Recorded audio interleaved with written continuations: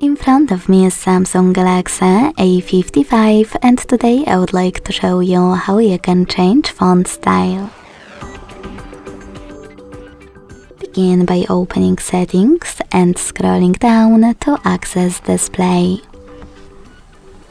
Then scroll down again. Click on Font Size and Style. Go into Font Style and tap on one of those fonts to apply the best one. If you wish to try something else, go back to the same settings and this time hit Download Fonts at the bottom of the list. Now decide which one you wish to try and click on this icon next to it to install it, or click on it and hit Install.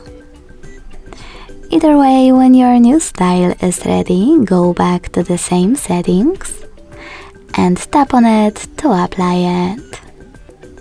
Thanks so much for watching. If you enjoyed this video, don't forget to leave a like, comment and subscribe.